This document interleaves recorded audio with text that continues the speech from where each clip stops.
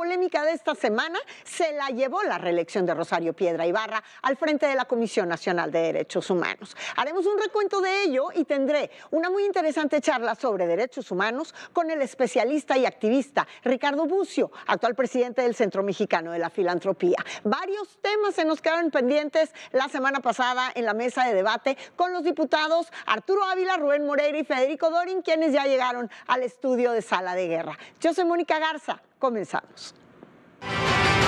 Eres un títere, eres un huevos tibios, Javier Corral. Castración sexual contra los delincuentes. Se olvidó de su historia y de su trayectoria. El pequeño Calderoncito, ellos sí se robaron una elección presidencial. Piensa el León que todos somos de su condición. Debió haberlo hecho cuando el compañero presidente le podía responder. Poco valor civil. La narcomanta, pues bueno, los delincuentes usan este tipo de mensajes. La feria no se va a suspender y se va a garantizar la seguridad. Y comienzo con la reelección de la titular de la Comisión Nacional de Derechos Humanos. Empezó con un acalorado debate, no solo desde el Legislativo, toda la semana. La opinión pública rechazó la candidatura de Rosario Piedra Ibarra. Y en el Legislativo, así se vivió el martes de la votación. Imagínense a una persona que se dice ser defensora de los derechos humanos, pero que no lo es. Lo que estamos pidiendo no es otra cosa más que garantías de que esta será una elección democrática y transparente. No cabe duda que el pequeño Calderoncito, heredero de aquellos que ellos sí se robaron una elección presidencial, piensa el León que todos somos de su condición. Y no hay ninguna razón para que alguien se oponga a que las y los senadores, al momento de ejercer su voto, puedan hacerlo en secrecía. Los partidos de oposición propusieron una mampara a modo de casilla para blindar la secrecía de los votos y cuando la presentaron, esto fue lo que pasó. Resguardo, saque ese armatoste del Pleno porque no puede estar ahí.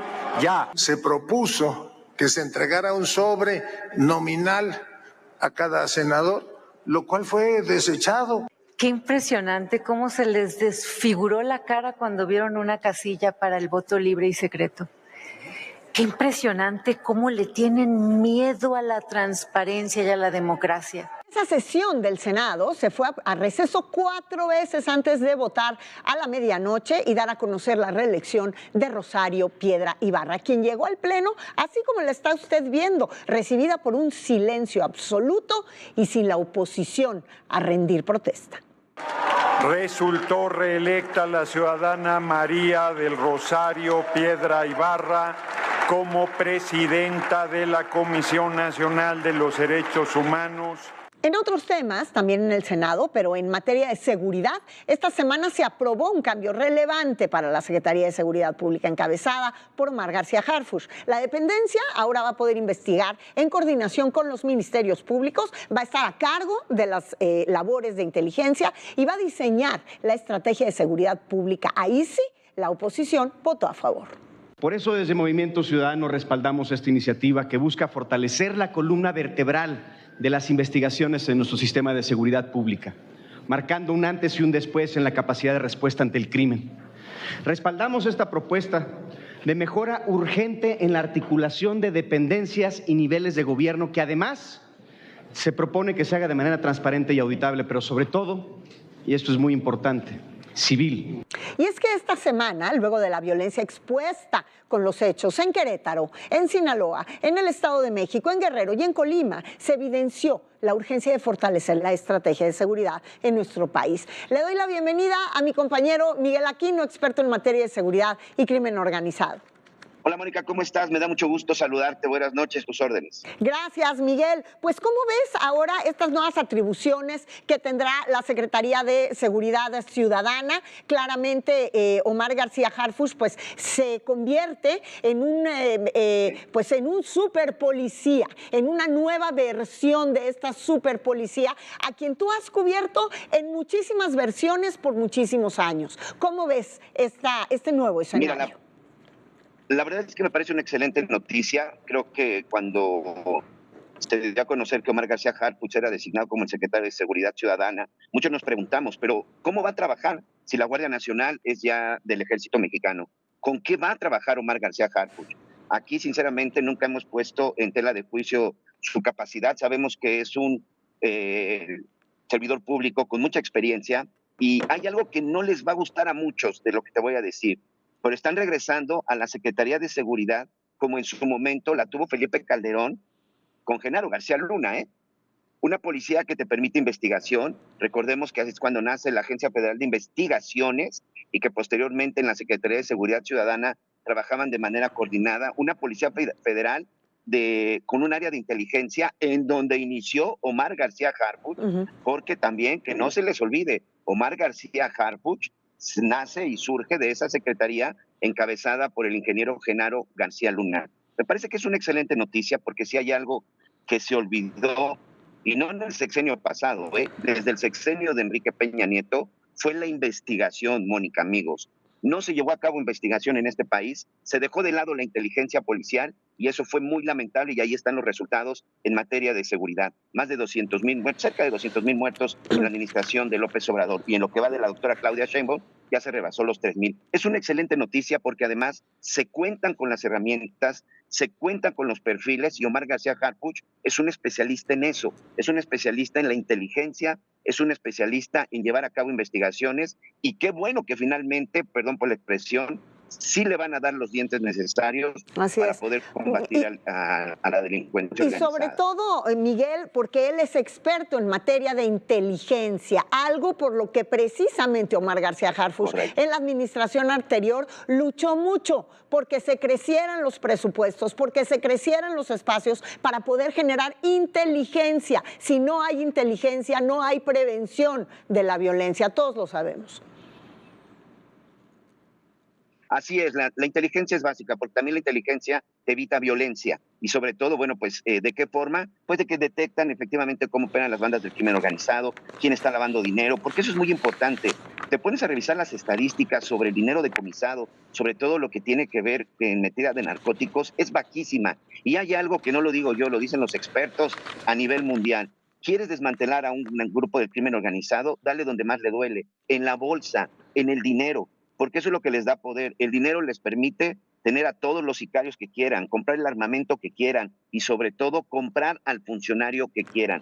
Esa es parte de la inteligencia. A muchos les da comezón cuando se habla de la palabra espionaje, pero el espionaje es algo que es parte de la inteligencia policial. Tenemos que regresar a ese espionaje, pero el espionaje contra el crimen organizado. Lamentablemente, en las dos administraciones pasadas, todo lo que teníamos de espionaje como Pegasus o Rafael, estos sistemas de inteligencia los utilizaban, pero pues para los adversarios, para periodistas o para políticos, pero no contra el crimen organizado. Pues esperemos que ahora sí podamos vivir un escenario diferente, esperemos que la investigación toque base donde debe de hacerse, no del lado contrario, como tú muy bien lo estás señalando en este momento. Y Miguel, como siempre, muchísimas gracias.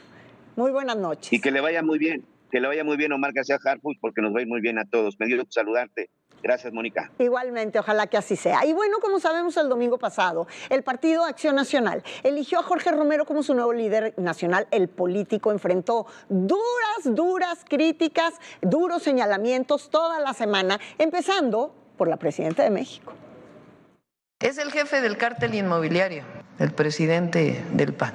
Lo conocimos muy bien en la Ciudad de México. Probablemente no fueron los de abajo quienes revelaron, incluso los propios empresarios, como testigos revelaron el modus operandi. Jorge Romero, por su parte, no tardó en responder y lo hizo así. ¿Tu respuesta es calumniarme desde la titularidad de la presidencia de México con toda la fuerza comunicativa del Estado? ¿Es así como usted renunció a su partidismo? ¿A esto nos habremos de atener los que pensamos distinto en este país? Usted, presidente, es quien debiera convocar a la unidad nacional. Y bueno, siguiendo con los partidos políticos, la senadora Cintia López Castro anunció que se suma a la bancada de Morena tras reunirse con la presidenta del partido Guinda, Luisa María Alcalde. Esta decisión se dio tras renunciar al PRI, pero en redes sociales nuestros socios de Político MX se encargaron de recordar cómo pensaba la senadora hace apenas unos meses. ¡Ay, qué traviesos! Soy de la Ciudad de México y me ha tocado vivir a Morena, y me ha tocado sufrir a Morena, y me ha tocado ver cómo en cuanto llega Morena se acaban las estancias infantiles, se eliminan las escuelas de tiempo completo. Diputados de Morena que efectivamente, como ustedes burlonamente lo han dicho, tienen la mayoría para aprobar estas leyes, lo que les quiero decir es que como me ven se verán. Y en otros temas, el todavía embajador de los Estados Unidos en México, Ken Salazar, de nuevo fue protagonista de la polémica al lanzarse contra el gobierno de la Cuarta Transformación del pasado sexenio. Mire. Desafortunadamente, esa coordinación ha fallado en el último año, en gran parte porque el presidente anterior no quiso recibir el apoyo de los Estados Unidos. Cerró la puerta a inversiones de arriba de 32 millones de dólares porque no quería que esa inversión llegara a México para ayudar con la seguridad del pueblo mexicano. Durísima declaración de Ken Salazar y nos regresamos con la presidenta Claudia Sheinbaum porque, por supuesto, le respondió. Hay diferencias entre lo que dice el embajador de Estados Unidos un día con lo que dice otro día. México es un país libre, independiente, soberano. Nos coordinamos. Y siguiendo del lado de los Estados Unidos, otra gran polémica la provocó algunos nombramientos del presidente electo Donald Trump. Pero para revisarlo, me voy con mi compañero Juan Pablo de Leo.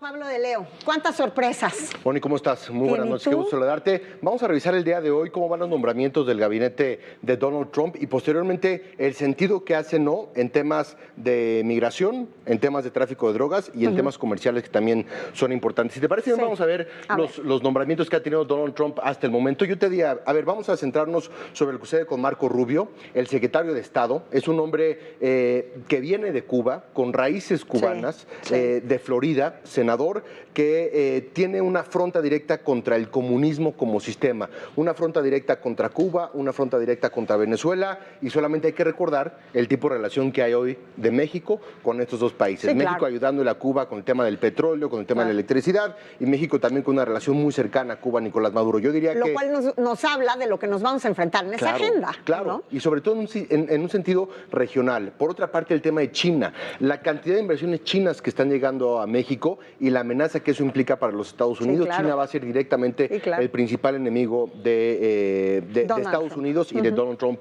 en ese sentido. Por otra parte, Matt Gaetz va a ser el fiscal general de los Estados Unidos, si es que el Senado lo aprueba, porque parece ser que va a tener algunos problemas. Es uno de los hombres legisladores más cercanos al presidente Donald Trump. Muchísimas críticas con respecto a su nombramiento porque tiene acusaciones de abuso sexual en contra de menores. Es un caso muy delicado, me parece. Y el de John Kennedy, ¿no? Y el de Robert Kennedy. Robert Kennedy. Robert Kennedy Jr., el hijo de Robert Kennedy, hermano de John F. Kennedy, que lo nombran a la Secretaría de Salud, digamos, al equivalente al Health Department, al Departamento de Salud de los Estados Unidos. Es un hombre que tiene una posición muy particular con respecto a las vacunas y ha sido uno de los grandes críticos de Anthony Fauci durante su gestión del 2018 al 2023 con Joe Biden y con Donald Trump. Es un hombre también sensato en otros temas, que sabe y conoce de ese tipo de asuntos de salud, pero me parece que ahí el tema de las vacunas va a ser fundamental. Quiere bajar la diabetes, quiere bajar el sobrepeso y quiere bajar también las enfermedades crónicas que sufren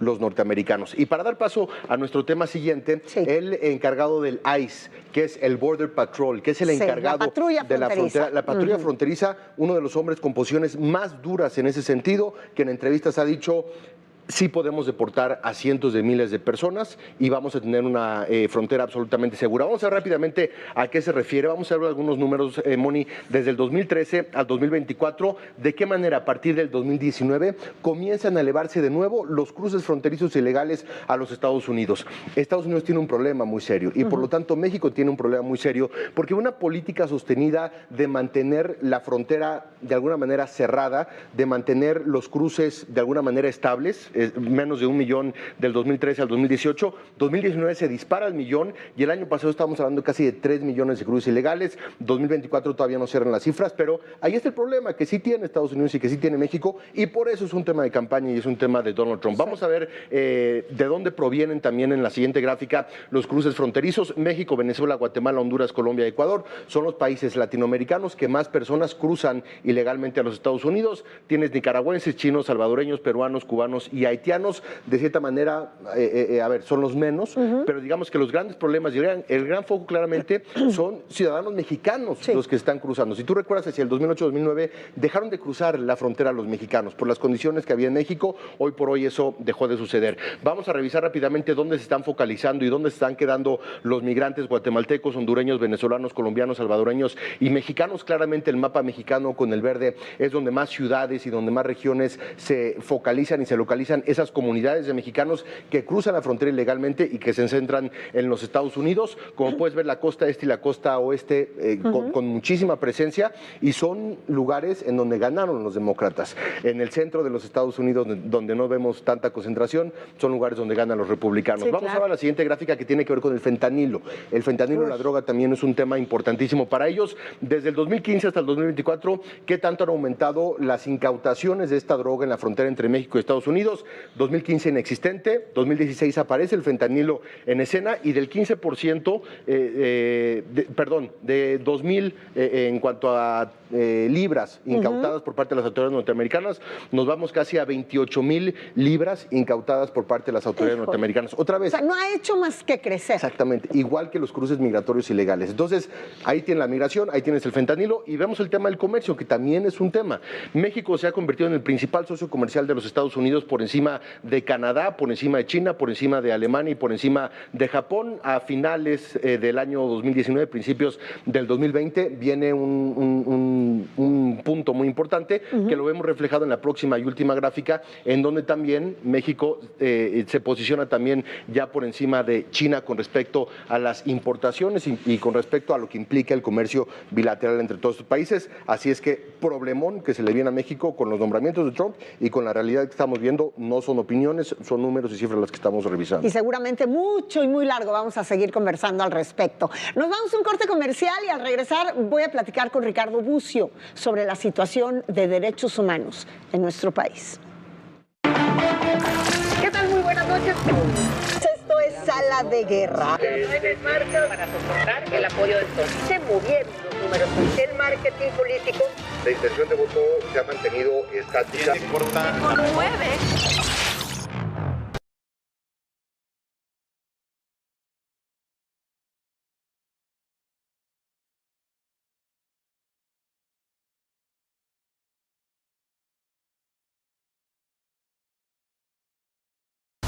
Te acompañamos todo el año.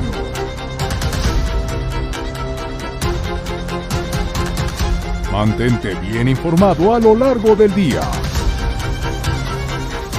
En tus espacios favoritos. Somos tu central de noticias de confianza.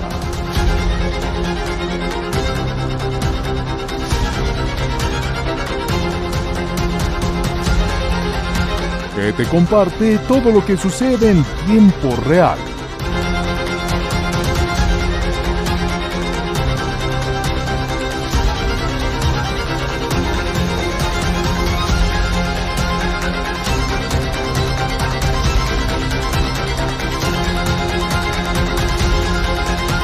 ADN 40. Siempre conmigo.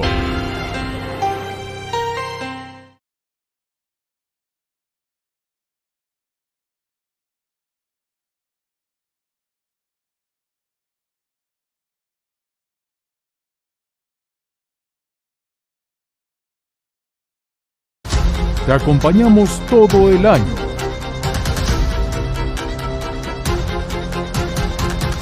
Mantente bien informado a lo largo del día. En tus espacios favoritos. Somos tu central de noticias de confianza.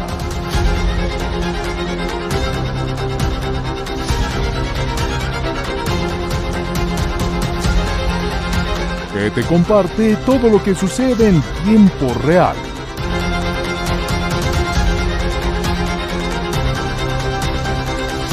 Muy buenas noches. Esto es Sala de Guerra. En marcha para soportar el apoyo del PSOE. Se movieron los números. El marketing político. La intención de voto se ha mantenido estática. Se conmueve.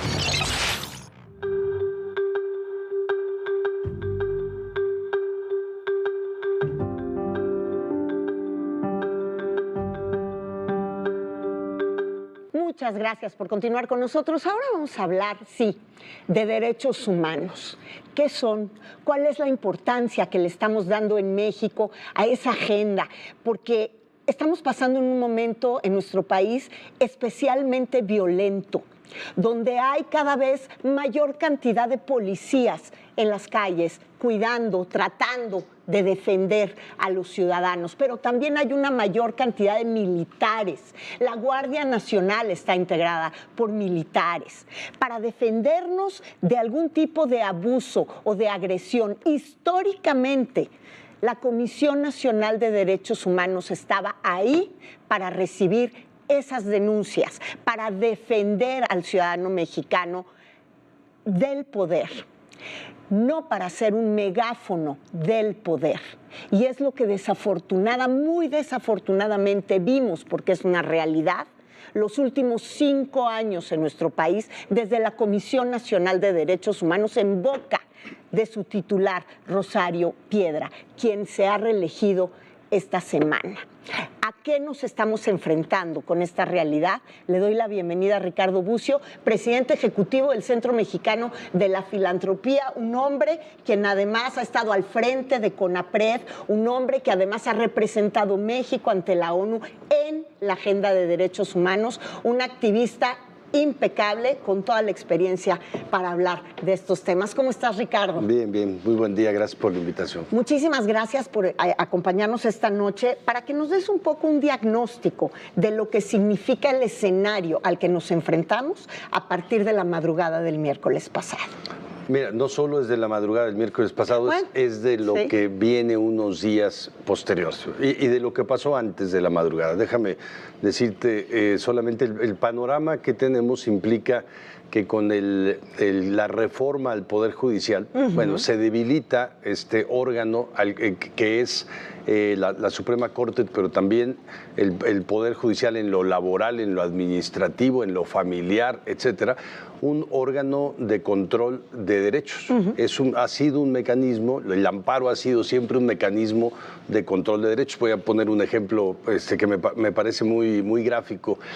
Tenemos este debilitamiento, tenemos ahora este enorme debilitamiento, esta mala decisión del Senado sobre la Comisión Nacional de los Derechos Humanos. Tenemos enfrente también la propuesta de desaparición de 7 órganos autónomos constitucionales que son órganos reguladores de derechos. Todos son, del derecho a la información, de derechos electorales, de derechos políticos, de derechos también a la competencia económica, derechos económicos, de derechos sociales vía el Coneval, etc. Y tenemos además una reforma pendiente del sexenio anterior que está en el Senado de la República para debilitar o desaparecer 18 órganos que tienen que son del gobierno federal, pero que tienen un cierto grado de autonomía y que son órganos que se crearon para la protección o cuidado de defensa de derechos de grupos específicos, ¿no? El Consejo Nacional contra la Discriminación, el Instituto Mexicano de la Juventud, el Consejo Nacional para las Personas con Discapacidad, el Sistema de Protección Integral de Niños y Adolescentes, 18. Entonces tenemos estos 18 más los 7 autónomos constitucionales, más la CNDH, más el Poder Judicial. Me parece que el panorama en general es muy grave, pues, para lo que marca el principio del título primero constitucional, es decir, lo que dice la Constitución de entrada es que el gobierno, las autoridades están obligadas en el ámbito de su competencia, no importa lo que hagan, no importa qué orden de gobierno tengan, a respetar, promover y cuidar los derechos humanos de los ciudadanos, porque es el eje central de nuestro acuerdo social. Pero fíjate, derechos humanos que se violan desde el mismo proceso de la elección o reelección en la titularidad de la Comisión Nacional de Derechos Humanos. Hacíamos una crónica, una descriptiva de cómo fue esa noche y esa madrugada, en algo que vimos inédito y que también es violatorio de derechos, Ricardo, cuando a los senadores, de manera inédita en nuestra historia, les hacen exhibir su voto. Eso es violatorio de derechos. Sí, y mira, estamos regresando a hace 5 elecciones, digamos, del Ombudsman, todas las que han pasado en este siglo en particular. La primera, la reelección del doctor Soberanes, fue sin elección, ¿no? El Senado, sin convocatoria, sin abrirlo públicamente, decidió que había una reelección y ahí se dieron 5 años más de su elección. Después se establecieron métodos para la elección hace 15 años, para la elección hace 10 años, y hace 5 años se estableció el método que vimos ahora el día de hoy, el mismo proceso, aunque se decía hace 5 años que el proceso de evaluación, el proceso de auscultación, las comparecencias y la calificación entonces de los senadores y de los grupos parlamentarios en conjunto era obligatoria, era vinculante. A partir de ahí se iba a definir la terna. Eso decía, y de todas maneras no se cumplió. Hace 5 años no se cumplió. La señora Piedra también quedó en el último lugar hace 5 años. Claro, y bajo protesta igualmente de todo el mundo. Es que aquí la pregunta es, ¿por qué está ahí o por qué va a quedar ahí o cómo los mexicanos vamos a defendernos de que quede ahí la candidata de nadie? Porque no es la candidata de las organizaciones, no es la candidata de las víctimas, no es la candidata, me atrevo a decir, de muchos legisladores de la bancada mayoritaria de Morena incluso. Entonces, ¿de quién es la candidata y por qué está ahí? Mira, me parece que incluso más grave que eso es el hecho de que el Senado, que es el órgano por definición, la Cámara Alta, que es por definición un órgano encargado de definir las leyes en el país y además el órgano obligado no solo a cumplirlas, sino a ayudar a hacerlas cumplir, incumpla todo el proceso. Incumple también el espíritu constitucional de defensa de derechos humanos, e incumpla también esta parte tan importante de las legisladoras, que es representar a la sociedad. Cuando hablaron ahí en ese momento de razón de Estado, yo creo que no hay mejor razón de Estado en este país, ni en ninguna otra democracia constitucional, que defender a la ciudadanía, ¿no? Que establecer los mejores mecanismos para la protección de quienes son más vulnerados en una sociedad. Eso es una razón de Estado. Por eso lo dice la Constitución. La razón de Estado no es una orden superior como se estableció ahí. Desde tu óptica y desde tu experiencia, ¿qué nos queda? Es lo que hay, ese es el escenario que tenemos, eso es con lo que vamos a vivir los próximos 5 años en materia de derechos humanos en la Comisión Nacional de Derechos Humanos. Si un día necesitamos tú, yo, ustedes que nos están viendo, acercarnos a un organismo en defensa de los derechos humanos para defendernos de algún abuso de poder, ¿qué vamos a hacer? Sí podemos confiar nuevamente e intentar ir a nuestra Comisión Nacional de Derechos Humanos, o vamos a tener que empezar a ir a los organismos internacionales ya directamente. Mira, procedimentalmente hay que pasar primero por la Comisión Nacional de los Derechos Humanos, hay que pasar por las instancias nacionales, pero en realidad lo que sabemos es que no va a haber respuesta, ¿no? No va a haber. Déjame darte un ejemplo. Ese es tu diagnóstico desde ya, no va a haber respuesta. Mira, es que ya tenemos 5 años de experiencia y te voy a dar 2 ejemplos de lo que pasó en la administración anterior de la señora Piedra. Uno es la conferencia de los obispos de México. Sí, claro. Una semana antes del incendio de Ciudad Juárez, de la estación migratoria, solicitó medidas precautorias porque había una situación ya de mucha gravedad en esa estación. Había hacinamiento, había falta de controles, había una situación que ponía en gravedad a estas personas que además no deberían de estar detenidas porque la migración irregular no es un delito en México.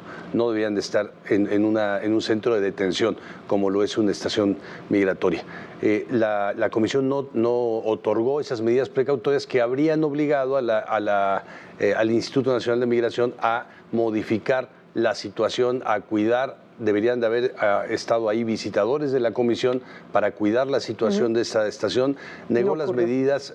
Hubo el incendio, murieron 40 personas migrantes inocentes en ese lugar y no hay, no solo no hay una respuesta posterior, sino además hay impunidad. El titular del instituto sigue siendo el titular el día de hoy, ¿no? No ha cambiado, sigue siendo el comisionado del Instituto Nacional de Migración. Entonces, ahí hay, y te voy a decir una cosa, un ejemplo positivo. Una niña en el Estado de México, una niña indígena con discapacidad que va a la escuela regular a tratar de ser inscrita, los papás la llevan y le dicen aquí no puede estar porque habla una lengua indígena y tiene discapacidad. Va al sistema de educación especial y le dicen que no puede ir porque aunque tiene discapacidad, habla una lengua indígena. Y en la educación indígena no la reciben porque tiene una discapacidad.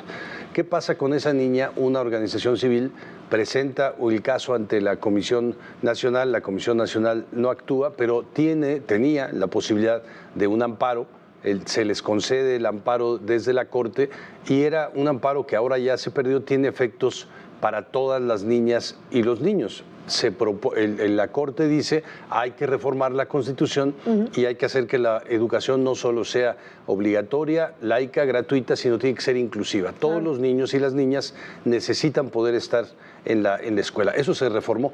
Eso pasaba cuando teníamos un sistema en donde el amparo nos protegía colectivamente, aun y cuando la Comisión Nacional no hubiera actuado. Ahora no tenemos esto, lamentablemente.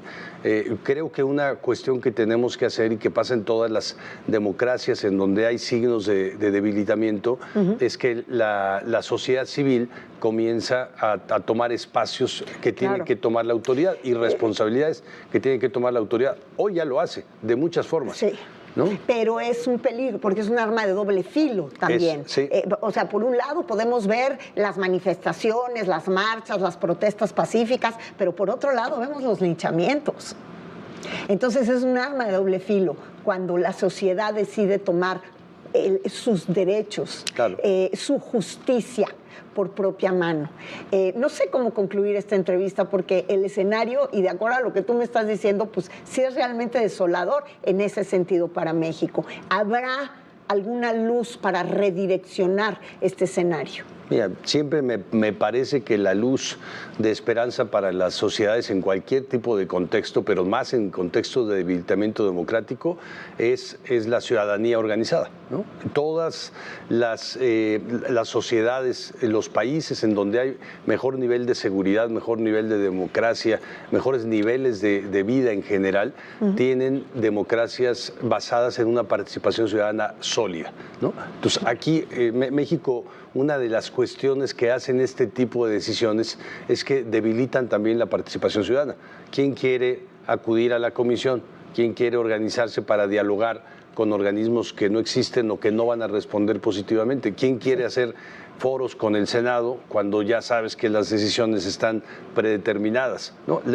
Todos esos signos debilitan la participación ciudadana. Y cuando una persona, quien es él o la titular de la Comisión Nacional de Derechos Humanos, que tiene que ser un área de refugio, realmente provoca en su llegada división, porque eso ha provocado mucha división al interior del legislativo, ya no es una buena noticia. No, división y además mentira. Mira, déjame decirte, el lunes estuve en Saltillo, ahí hay una institución sensacional, increíble del gobierno del Estado, que quizá no debería existir en México, que es el Centro Regional de Identificación Humana. Es un centro, lo puse, lo conozco. se me enchina la piel, ¿no?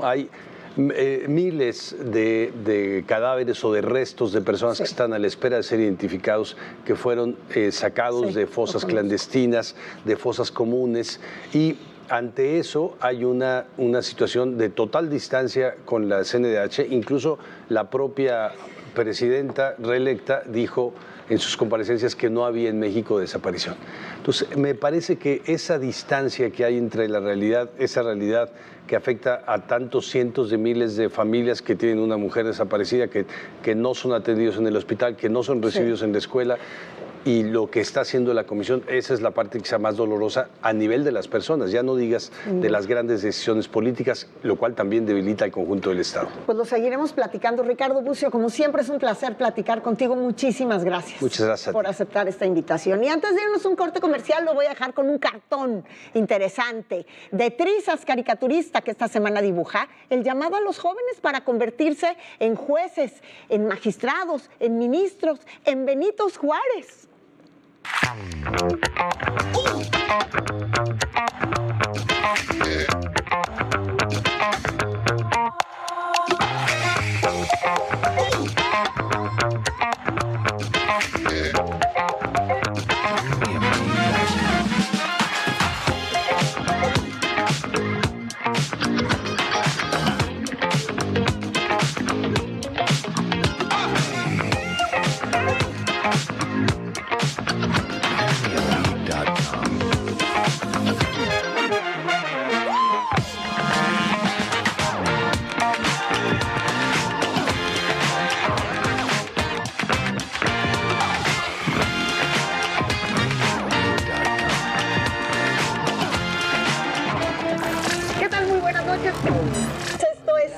De guerra. Para soportar el apoyo de todos. Se movieron los números. El marketing político.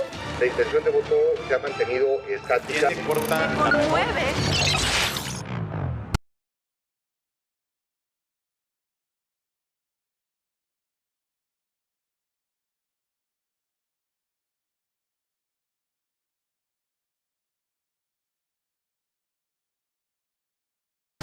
Te acompañamos todo el año.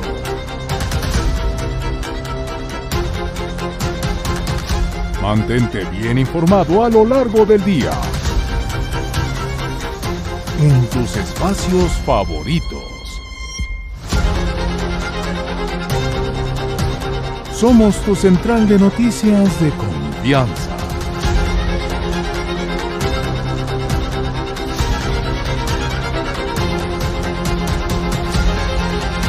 Que te comparte todo lo que sucede en tiempo real.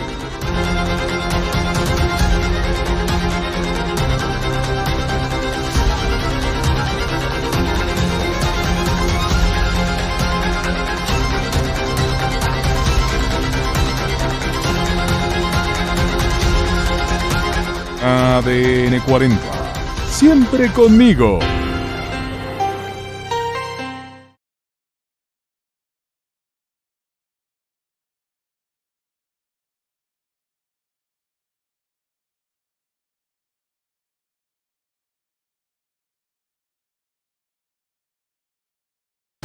Te acompañamos todo el año.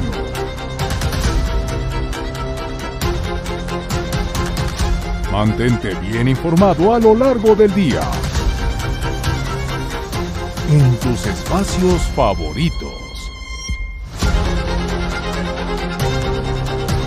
Somos tu central de noticias de confianza.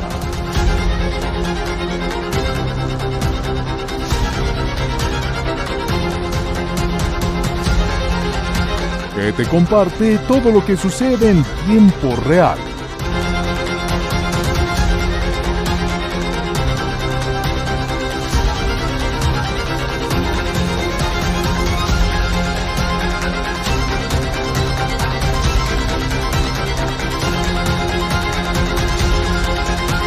ADN 40.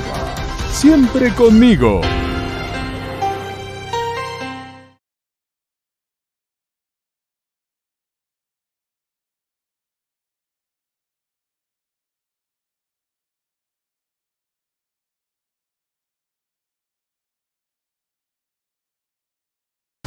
Te Te acompañamos todo el año.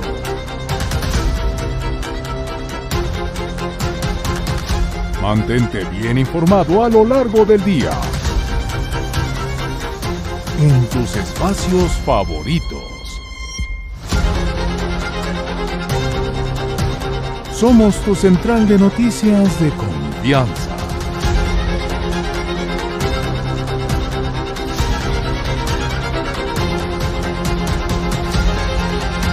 Que te comparte todo lo que sucede en tiempo real.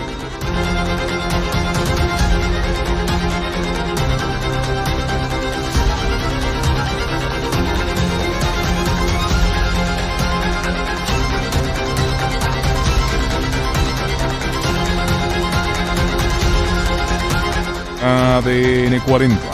Siempre conmigo.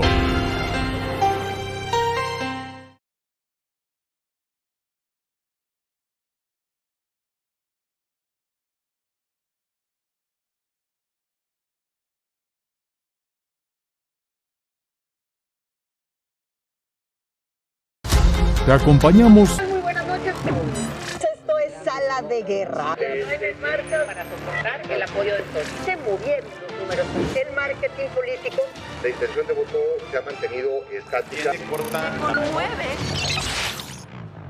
Gracias por continuar con nosotros. Ya estamos en la mesa de discusión. Fíjense que la semana pasada, si usted se acuerda, tuvimos una muy acalorada mesa de debate justamente con legisladores y quedaron varios temas pendientes. Entre ellos, la elección de jueces, magistrados y ministros de la Corte para el próximo año. Por cierto, el gobierno federal lanzó una invitación a los jóvenes abogados para que se inscriban en el proceso, para tener muchos Benitos Juárez. Así fue el llamado. Pero como dijo el presidente Allende, ser joven y no ser revolucionario, bueno, es una contradicción hasta biológica. Y ahorita de eso se trata, de transformar para hacer justicia. Llegó la hora. Que tengamos, lo ha dicho la presidenta, muchos Benitos Juárez en todo el Poder Judicial y en la Suprema Corte. Que los jóvenes y las jóvenes de nuestro país, de los lugares más apartados, de los pueblos, que tienen capacidad, que tienen vocación, pero con el sistema anterior no se les presentaban las oportunidades de llegar a estos cargos, aprovechen esta coyuntura única. Que todos los jóvenes que cumplen con los requisitos, hombres y mujeres que son abogadas, abogados, que cumplen con los requisitos establecidos en la Constitución, se inscriban para ser jueces, magistrados, magistradas, ministros, ministras de la Suprema Corte de Justicia de la Nación. Bueno, pues así fue el llamado. ¿Y qué les parece si comenzamos con este tema? La experiencia que van a tener esos jóvenes a los que están llamando casi recién salidos de la universidad, de la Facultad de Derecho, para ser jueces, magistrados y ministros de la Corte. Le doy la bienvenida al diputado Arturo Ávila, diputado federal por Morena. Bienvenido, diputado. ¿Qué tal? Muy buenas noches. Gracias. A Rubén Moreira, coordinador de los diputados del PRI. Bienvenido, gracias, Rubén, como siempre. Y a Federico Dorin, diputado federal del PAN. Gracias. Bienvenido. Juanpa, nos arrancamos con la experiencia. Entonces, a ver, Arturo, vámonos desde ahí. Cuando dicen queremos muchos Benitos Juárez, es que, ¿sabes qué? Esto me hizo recordar a un viejo político priista que decía que en Oaxaca muchos jóvenes querían empezar en la política como Benito Juárez y terminaban con Porfirio Díaz. Esperemos que no sea el caso. Cuéntanos.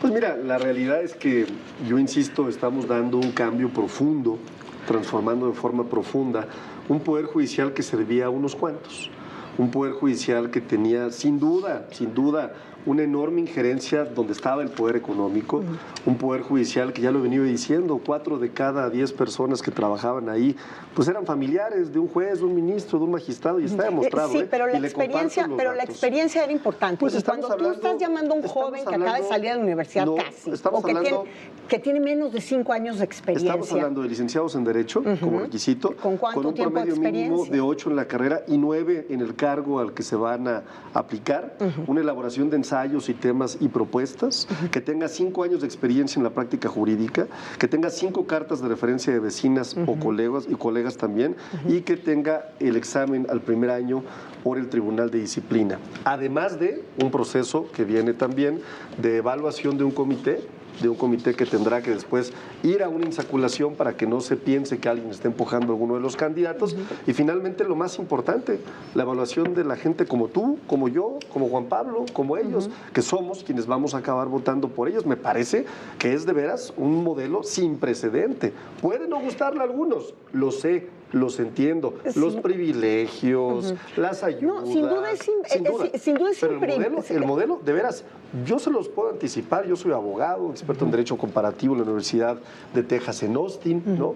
Y me da la impresión de que siente un precedente para ser, sin duda, un modelo que se va a replicar en países de primer mundo. La pregunta es, ¿será el precedente correcto? A ver, no es una reforma de justicia, ya lo hemos dicho. Tampoco la gente va a seleccionar a ese vecino que tiene, porque hay toda una maquinación para que lleguen determinadas personas a estar en las boletas. Estos comités de evaluación son muy dudosos porque además hay 3 tipos de comités: el que hace el Poder Legislativo, el que hace el Judicial, el que hace el Ejecutivo. Las convocatorias son muy distintas. El del Judicial privilegia el mérito. Si nosotros nos vamos a la experiencia de los comités de evaluación que se hacen en el Legislativo, vean el de hace unos días en la Cámara de las y los senadores, donde ellos convocan, ellos evalúan que la peor de las candidatas es la señora Rosario Piedra y la eligen.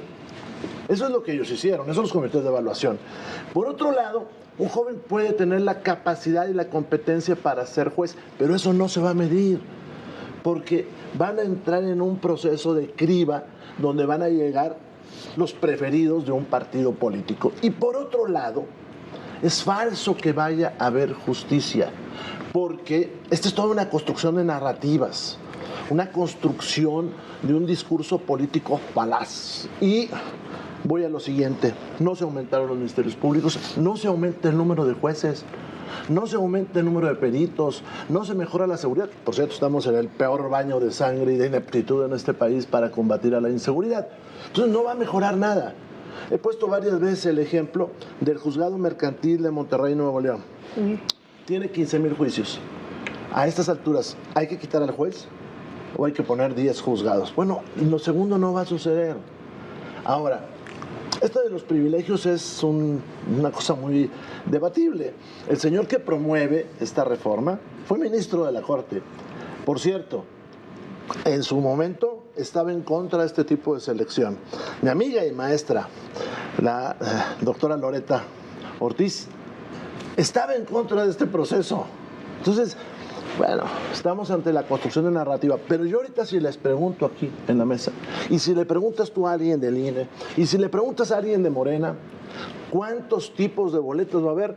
No te lo dicen. O sea, se subieron a un carro y le dieron, y con los ojos cerrados. La semana pasada no sabíamos, seguimos sin saber. Siguen sin saber, no saben cuántos. Se van a juntar el lunes, ahí varios de ellos, según trascendió, para ver si descifran pues esta madeja que hicieron. Federico. A ver, primero, todo lo que dijo Arturo Ávila es una mentira. A propósito de la reforma, hay que retomar lo que esta semana dijo Carlos Bernal, el comisionado ante la Corte Interamericana de Derechos Humanos. El bodrio judicial que ellos impusieron con trampas lo calificó como el manual del abuso del constitucionalismo, cuando un gobierno intenta desmontar los contrapesos. Y yo coincido plenamente con Rubén. A ver, todos los nombramientos que han hecho son así.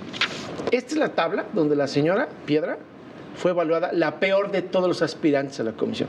¿Qué decía López Obrador? 10% de capacidad, 90% de lealtad. Eso es lo que vamos a tener.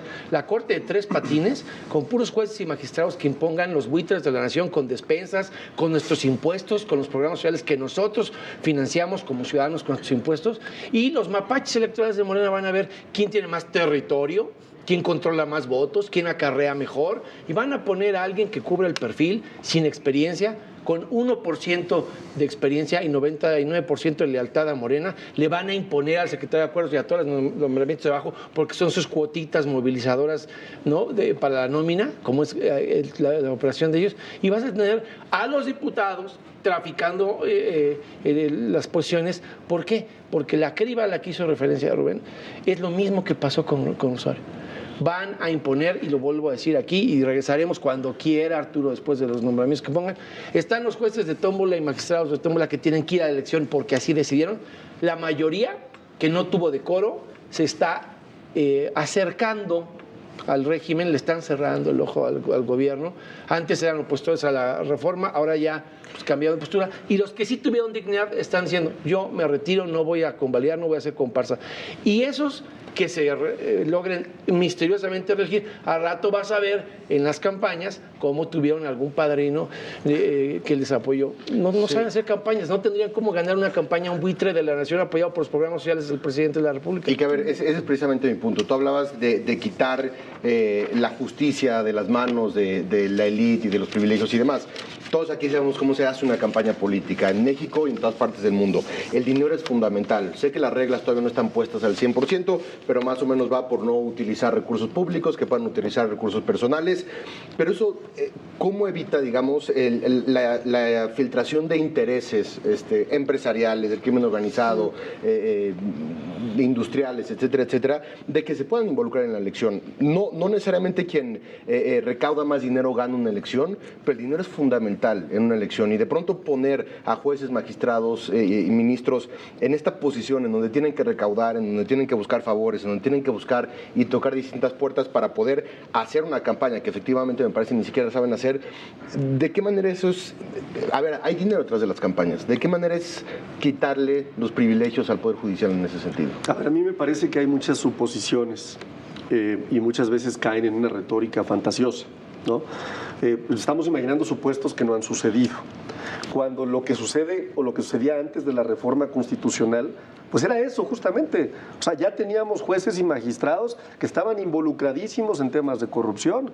Hay documentados casos de violaciones a mujeres, en donde no ha habido ni siquiera o no han avanzado los asuntos. Teníamos un contrapeso que no funcionaba, el Consejo de la Judicatura. O sea, los jueces se juzgaban ellos mismos. Las ministras y los ministros ganaban casi 10 millones de pesos, comparado con lo que ganan los ministros en Estados Unidos, 11 veces más. Puedo entender que el diagnóstico es negativo para el Poder Judicial, pero es que vamos partiendo primero del diagnóstico que teníamos. Entonces, en esa lógica, lo que yo siempre he dicho, oigan, pues déjenos echarlo a andar. Porque si vamos a empezar ya nosotros a asumir raciocinios que son fantasiosos, pues me parece que entonces pues le estamos apostando a que le vaya mal a nuestro país. Y lo voy a aclarar, ¿no? Es muy claro, haz de cuenta, en Aguascalientes, por ejemplo, yo tengo 3 juzgados en materia administrativa federal, 4 en materia penal. Yo no sé quiénes sean hoy esos jueces, pero voy a saber, gracias a la difusión que se va a dar, a los tiempos de radio y televisión que se van a dar, voy a poder saber que uno de ellos es doctor o que estudió en la Autónoma de Aguascalientes, que es un abogado litigante, que es un abogado de narcotraficantes, y entonces voy a poder decidir. Pero además de visibilizarlo, voy a poder determinar, después de que pasen 6 años, en los casos de las juezas y de los jueces, si ese juzgador hizo bien su trabajo o no. ¿Por qué le tenemos tanto miedo a eso? No entiendo. Nadie le tiene miedo. Yo creo que esa es otra vez la construcción de falacias. Este tema se discutió en 1917 por quienes fueron a la revolución, por cierto, con alguien que estuvo en Aguascalientes, Paulino Machorro Narváez, que ese sí fue a la guerra, no como estos otros de acá. Y dijo una frase muy interesante en Querétaro. Dice, los políticos, en este caso los constituyentes, los diputados, tenemos que deberle y atender lo que está diciendo el pueblo. El juez, por salud democrática, tiene que atenerse a la ley. Ese es lo primero. Segundo, nadie dice que no mejoremos la justicia. Eso nadie lo dice. Como queremos mejorar la seguridad, y aquí son bastante malos. O queremos mejorar la defensa de los derechos humanos, y aquí son bastante pésimos. No, lo que se trata es de hacerlo bien. Insisto, ahorita nadie sabe cuántos tipos de boletas va a haber. Y esta construcción de falsedades, es que ahora vamos a ver quién es el juez. Pon una encuesta y pregunta quién es aquí el diputado en este distrito. Pero además, son tan malos para hacer las cosas que uno empieza a sospechar que no les importa la calidad, sino poder imponer su narrativa. ¿Los mexicanos en el extranjero van a poder votar? ¿Los mexicanos que tienen presunción de inocencia, que por cierto ya se la están acabando, van a poder votar? ¿Qué van a hacer con los distritos judiciales que son distintos que los distritos electorales? Sí. ¿Van a tener representantes? ¿Usted les va a creer a los que ellos van a poner ahí de que van a contar bien las cosas? ¿Cómo va a ser la boleta? ¿Cómo se van a utilizar los recursos? Pues todas estas cosas los señores no saben. Cuando dicen, déjenme probar, oye, espérame, cualquier científico, por cierto, hace un experimento previo para ver cuál va a ser el resultado. No se va a dar, como luego dicen, al golpanazo, por no utilizar la palabra apropiada. Me quedan 3 minutos, ya nos acabamos el tiempo. Voy a terminar contigo, Federico. Sí, a ver, segundo tache, mentiras para Arturo Ávila. Dice de su diagnóstico. No, Juan Pablo. El representante del Estado mexicano esta semana fue a hacer el ridículo y le dijo a la Corte Interamericana que no había habido ningún diagnóstico. Cuando le pidieron en la Corte Interamericana el diagnóstico para la venganza social, dijo, no hay diagnóstico. Así que todo lo que él dijo no se sostiene. No le contestó a Rubén. Déjame poner otro ejemplo de cómo lo que dijo es mentira. Y se los dijo aquí Roberto Gil también el otro día. Nos van a arrebatar el derecho al voto, porque para que no haga uno los 2 días y medio de cola que bien ha señalado Rubén Moreira, te van a decir, nada más vas a votar por tantas personas. No vas a votar por la miriada de candidatos. En la Ciudad de México serían 2 días y medio votando por la cantidad de candidatos. Entonces, cuando nos quiten el derecho a voto, no vas a poder votar por todos los que quisiste. Y déjame ponerle otro ejemplo cándido y pícaro de los que no tienen respuesta. ¿Cómo le haces con los jueces federales en materia penal del altiplano? Los que solo ven los casos de delincuencia, o sea, que nadie los conoce, porque no es como la Corte de Tres Patines que él dice ahí, es mi amigo que lo conozco porque es juez de distrito y vive en Aguascalientes y juego golf con él en el campestre todos los domingos. No, ese es el caso. Es el juez que casi nadie conoce porque solo lleva asuntos tan específicos y en específico esos que son de altísima reserva y que hasta el acceso no es como este juzgado mercantil que pone ese. ¿Quién lo conoce? Y nos interesa que lo conozcan aquellos a los que les va a imponer sentencia. Ese va a poder hacer campaña antes de que lo maten y solo quede uno único, vivo, en la boleta después de la tómbola chaira de ellos para imponer. Porque eso les da igual cuántos, no le pueda responder nunca a Rubén. Porque no importa por cuántos quedes, todos los que queden al final son o la tómbola que ellos mandataron a buscar continuidad o a los que ellos impongan a través del comité de evaluación. Entonces da igual cuál quede. Como aquí sí hay democracia, te voy a dar, Arturo, un minuto para defenderte. No, muy rápido. Una, pues, yo sé que le tienen mucho miedo al pueblo. Son el PRIAN, ¿no? El pasado les deja claramente muchos el diagnóstico de la gente. Ahí está, el pasado aquí está. Y la gente ya los juzgó. Y los juzgó de forma correcta. Y aquí la gente los mandó al basurero de la historia. Segundo tema que me parece importante. Fíjate qué curioso. Un congreso hace 2 días, exactamente, el viernes, para ser muy claro, ¿no? Del PRI, ¿no? Está ya sacando la reforma judicial, homologándola. Cada vez pierden más gente. Los diputados locales no creen en ellos, están con nosotros. Es en Durango, nada más para que lo sepas. Bueno, ya lo debes saber seguramente, ¿no? Pero eso entonces viene con los resultados. Y lo último que aquí te las digo de una vez, mira, no hay ningún tema. Te las digo de una vez con todo gusto. ¿Cuánto va a poder votar cada mexicano en la Ciudad de México? Mira, vamos a votar por 5 ministros, 4 ministros de la Suprema Corte de Justicia, por 3 magistrados y 2 magistrados, por una magistrada y un magistrado de la Sala Superior, por 10 magistrados, voy a poder votar por los 464 magistrados, déjame terminar, por 386 jueces y juezas. Un minuto más tenemos. Para mí, es falso eso. Esos son los cargos que se van a jugar. Por eso se va a votar. El tipo, quien se postula estos cargos. Hoy tenemos 1,800 personas para que hagas la tarea. 1,800 personas. El número de tipos de boletas, otra cosa. El número de tipos de boletas que va a haber aquí son alrededor de 25. Y vas a tener más o menos 6,000 candidatos que tendrás que seleccionar como 400 que tienes que anotar. Eso pusieron en la Constitución, ¿eh? Pero además te dejo una. Tenemos jueces de competencia, no creo que sepa qué es. Tenemos jueces de concursales y tenemos jueces de extinción de dominio que tienen su sede en la Ciudad de México, pero jurisdicción nacional. ¿Cómo se va a votar? Hay que anotarlo. Pero déjame hacerle mi pregunta. Yo hacer una pregunta. Arturo, no le tengas miedo a la pregunta. No le tengas miedo. Es que tiene pánico de mi pregunta. Tiene pánico de mi pregunta. A ver, 10 segundos, Federico, y nos vamos. Ahora sí no nos hagan el corte. Tú me garantizas aquí, en Televisión Nacional, que yo como chilango voy a poder votar por los 64 jueces, los 104 magistrados, los jueces de competencia y los de extensión de minutos, ¿voy a poder votar por todos? No solamente eso, yo te voy a acompañar. ¿Sí o no? Sí, claro, por supuesto. ¿Seguro? Ya estamos. A todos ustedes, muchísimas gracias por habernos acompañado. Los Tiene esperamos una aquí. solución digital, nada más para que sepan. Ahí les va. Que no dice la Las vamos a sorprender. Vamos a discutir. No está bien el INE, ya te dice cómo van a mampachar. Así se termina Sala de Guerra el día de hoy. Muchísimas gracias por habernos acompañado. Yo soy Mónica Garza. Nos vemos la próxima semana. Eres un mapache, pues bueno. ¿Qué tal? Muy buenas noches. Esto es Sala de Guerra. 9 marchas para soportar el apoyo del PSOE. Se movieron los números. El marketing político. La intención de voto se ha mantenido estática. Con 9